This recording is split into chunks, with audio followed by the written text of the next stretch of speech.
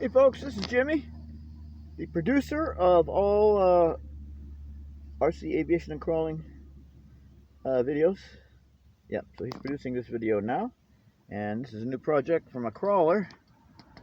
I busted up my crawler yesterday and did the first run that I've done in a while. Been too windy to fly. First it was too rainy to fly for about almost a week, and then too windy now.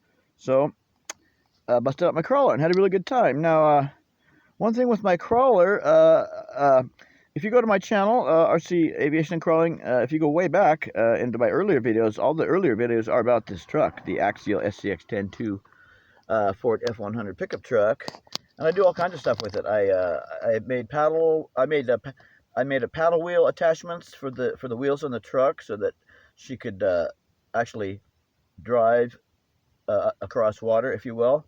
And I put flotation on the chassis and on the body so that, again, she could drive into the water.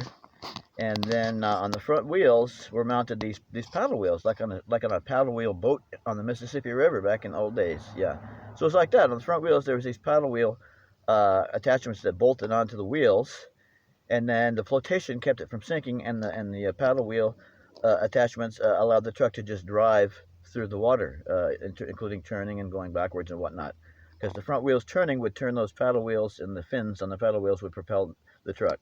Okay, so that's I've done a bunch of other stuff too, but that what I just said there relates to our video.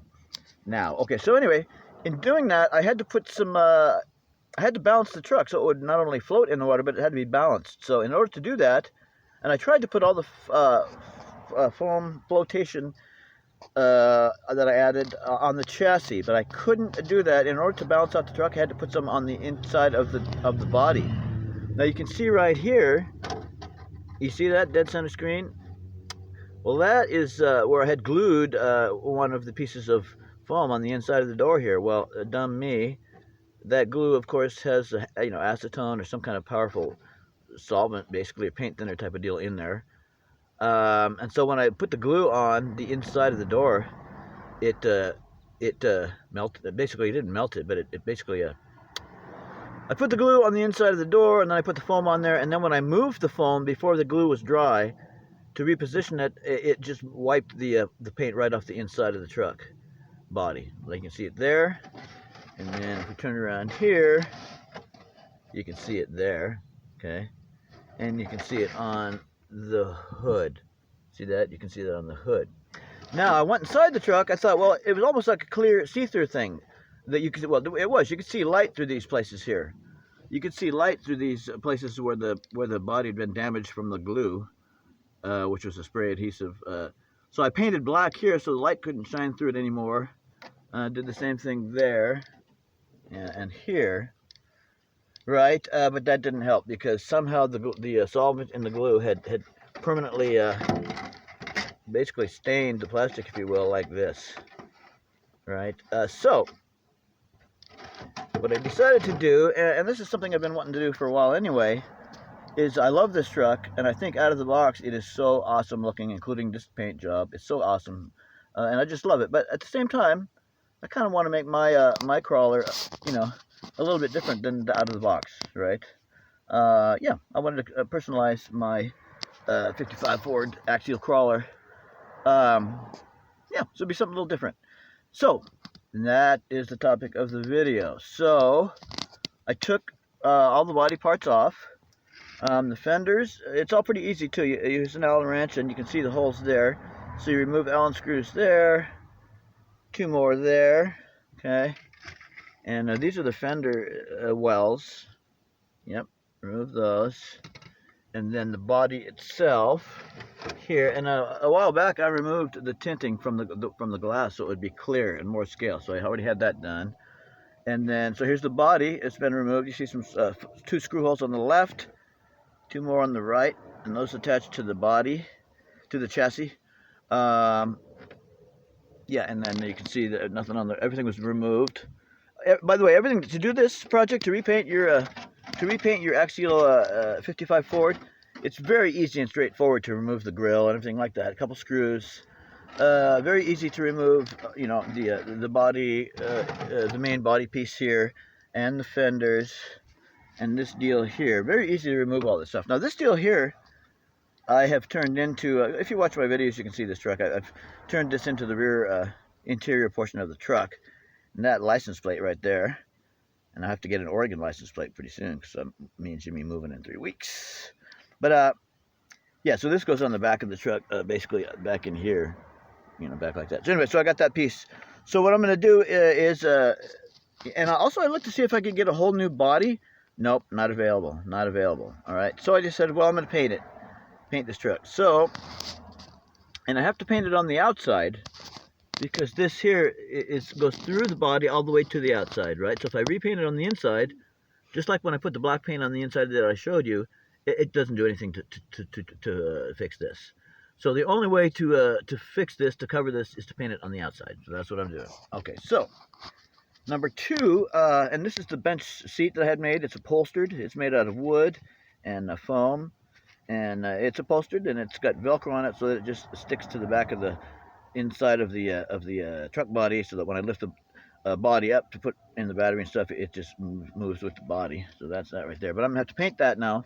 See, I got it green to match the current color. I'm gonna have to repaint this to match the new color. All right, so the next thing is, I said, what color do I want to do? Well, I've always really liked the what used to be called baby blue, more or less. Back in the late 50s and 60s, baby blue was a popular color for cars, and I always liked it. So that's what I got. This here. Now I've used this paint before. Let me kind of see if I can get this to lean up. All right, so there we go. So I've used this paint before. Let's see if I can get a focus on there. Over here. Over here. Oh, this camera. So there we go. All right, so it says no runs, no drips. That's what it claims. It says Fusion all-in-one, paint and primer all-in-one. It claims to have 5 times stronger adhesion. It claims 5 times stronger paint adhesion than the standard paint. Well, that's pretty good for a crawler. When you're painting it on the exterior, you want it to adhere very good so it doesn't get scraped off. No peel guarantee, it says down there. There we go. Oh, come on, we can focus, can't you? Not really. All right. No peel guarantee. It says fast drying, maximum rust protection, which we don't have to worry about here, and any surface. On the right-hand side, it says any surface. Okay, and let's see what else. And as you can see, this is gloss ocean blue. All right, so that's what we're going to do. We're going to change this body color to this body color. I think it's going to look super duper cool. Okay, so I'm going to go ahead and put this on pause.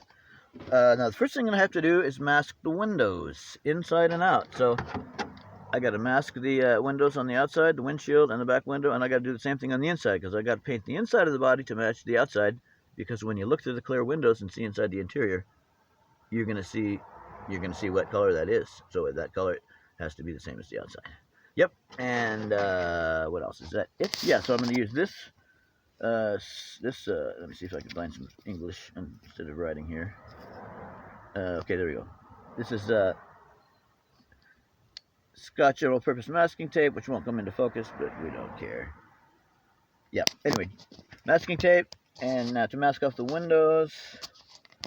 Yeah, and so what I'm going to do is I'm going to take the tape, I'm going to lay strips of it across the window, and the strips are going to extend beyond the window. So I'll lay a strip here, another one here, another one here, right? So it'll go way beyond the window like that. And then what I'll do is I'll take one of these razor blade knives here, and I'll cut very carefully like this, like that.